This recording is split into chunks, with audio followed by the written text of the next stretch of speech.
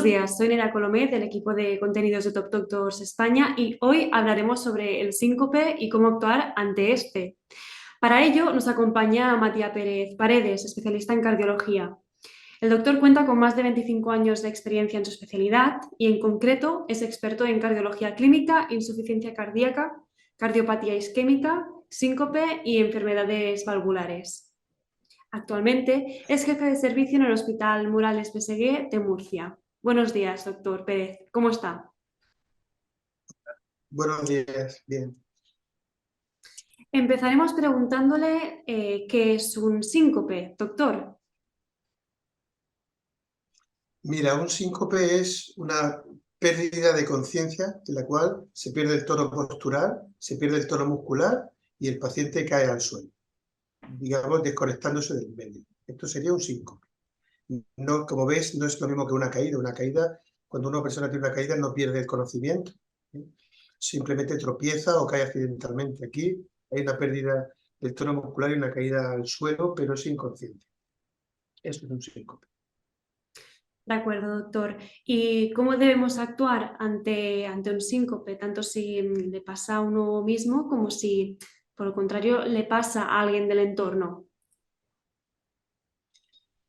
Bueno, mira, en ocasiones el síncope existen dos tipos de síncopes a este efecto. Uno son los síncopes donde tú empiezas a notar que algo va mal. Es decir, tú empiezas a notarte con falta de fuerza, una falta de fuerza con un decaimiento intenso, te empiezas a notar eh, agotado, te empiezas a notar frío, sudoroso, angustioso y mareado.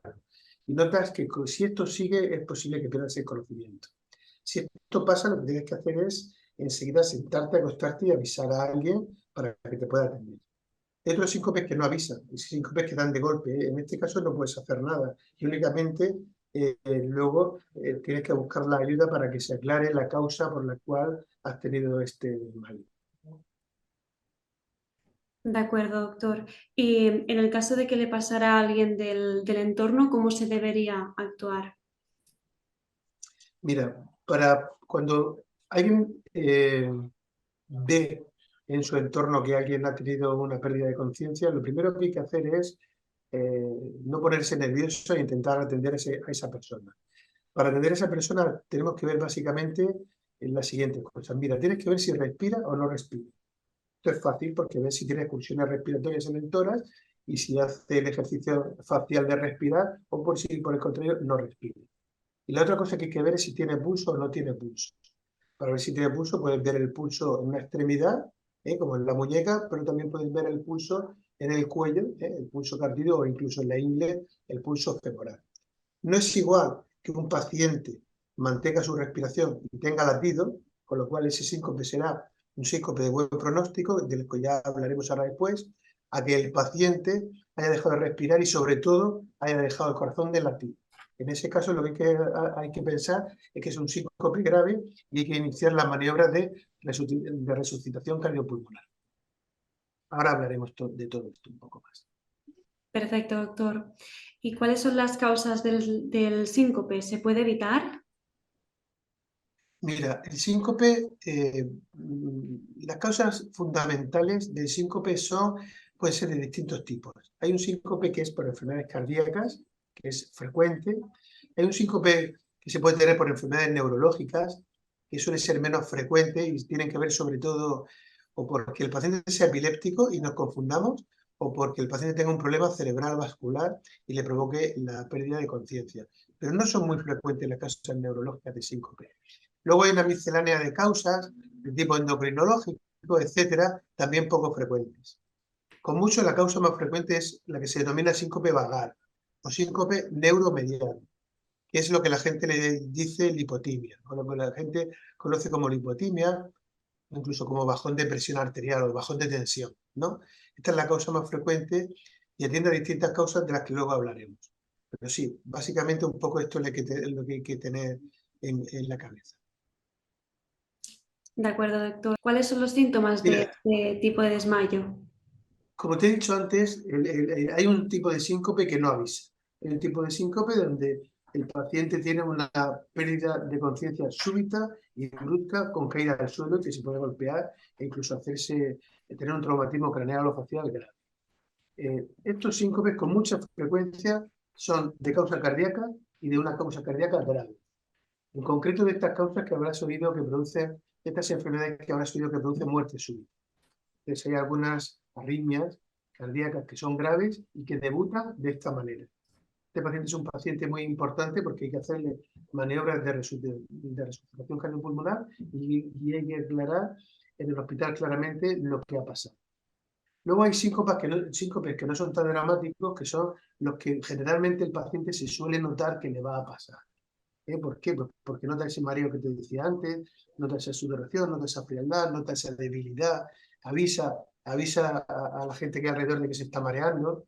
Bien, estos son los síncopes que te decía que se llaman neuromediados o vagales, que son muy frecuentes, es una causa muy frecuente de consulta a los servicios de urgencias y que con frecuencia simplemente sentándonos o acostándonos con los pies en alto,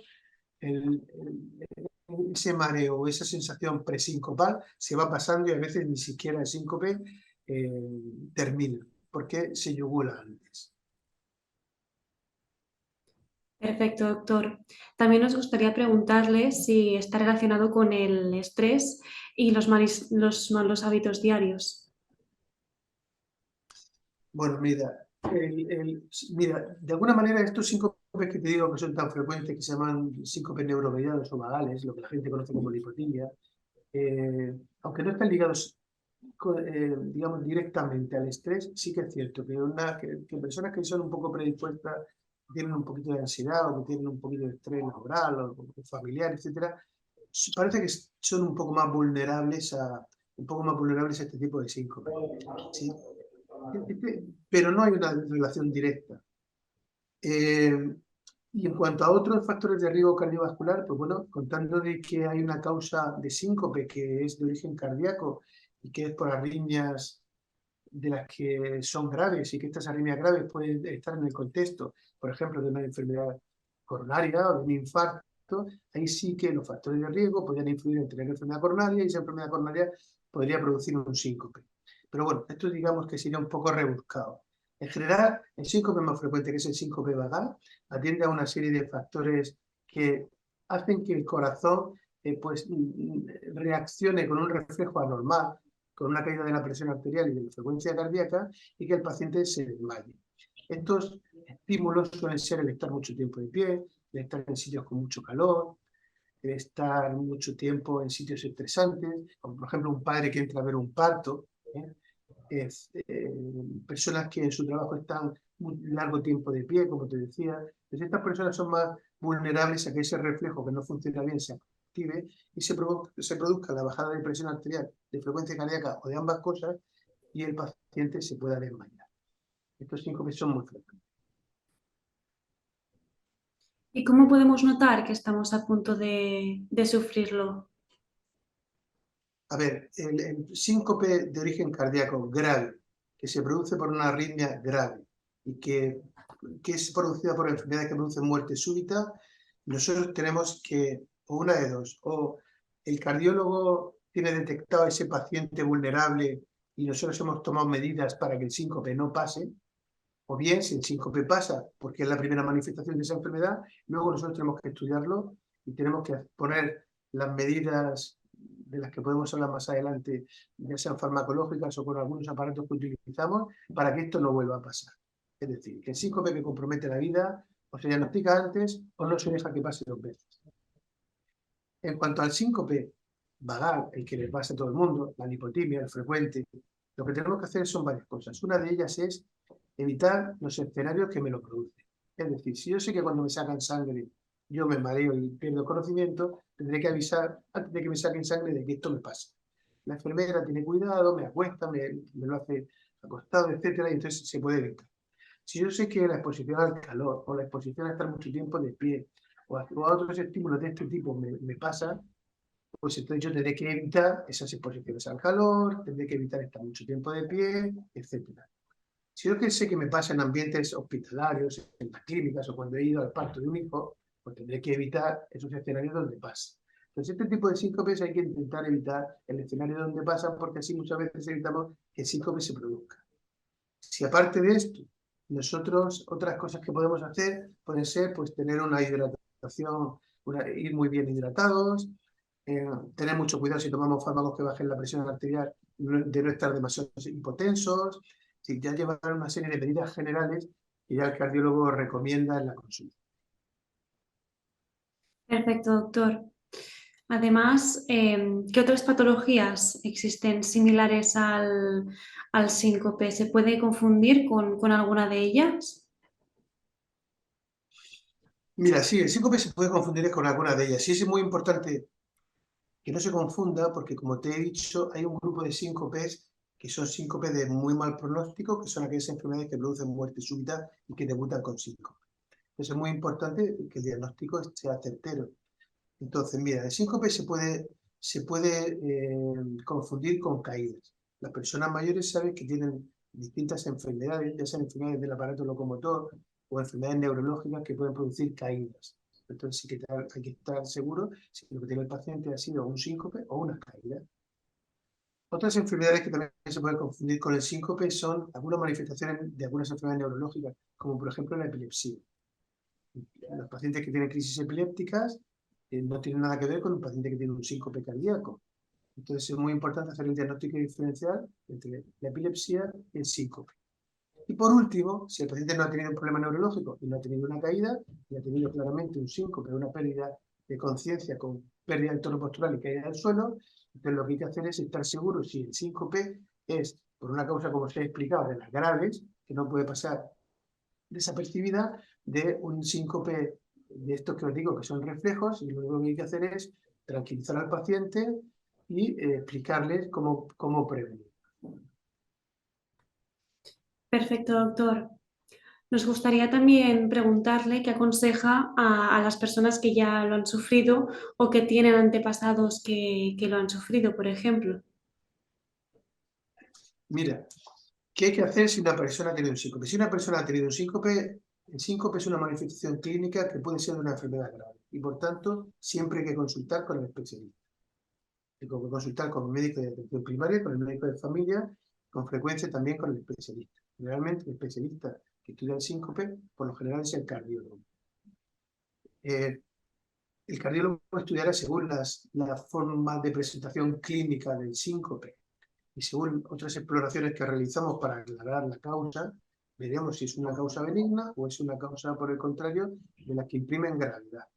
Si es una causa de las que imprimen gravedad, pues lógicamente nosotros hacemos lo que se llama una estratificación del riesgo. O sea, vemos qué posibilidad hay de que esta enfermedad se pueda repetirse y entonces nosotros ponemos los tratamientos adecuados para que esto no pase e incluso si sospechamos que puede haber una enfermedad familiar de las que producen este tipo de síncope, también se estudia a la familia, se le estratifica el riesgo y en este caso también se ponen las medidas terapéuticas correspondientes para que el síncope no se produzca. Sabéis que nosotros disponemos de cuando los síncopes son graves, porque hay arritmias de las que producen muerte súbita, sabéis que nosotros tenemos unos aparatos que se implantan subcutáneos, que se llaman desfibrilador automático, y estos desfibriladores los ponemos para evitar las arritmias graves que pueden conducir al síncope.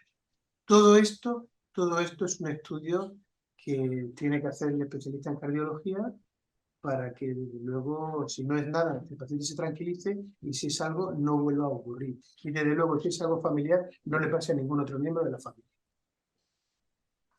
Muy interesante, doctor. Pues con estas últimas aportaciones daríamos por terminada la entrevista. ¿Le gustaría a usted añadir alguna cosa más? Bueno, yo solo, como conclusiones, el síncope es una pérdida del tono postural con pérdida de conciencia y caída al suelo, es un problema clínico frecuente. En la mayoría de los casos la causa es benigna y no hay ningún problema y el estudio del paciente vale para tranquilizarle y explicarle qué maniobras tiene que hacer para evitar que le vuelva a pasar. Y para el grupo de síncopes graves, que ponen en peligro la vida del paciente, es muy importante hacer un estudio exhaustivo, un estudio completo, y si hay que estudiar a la familia para que el síncope no se vuelva a repetir. De acuerdo. Pues finalmente, recordar a los pacientes y a los oyentes que pueden pedir cita con el doctor a través de nuestra plataforma. Dejaremos el enlace. Le agradecemos de nuevo su colaboración, doctor. Que pase muy buen día. Igualmente, muchas gracias a vosotros. Buenos días.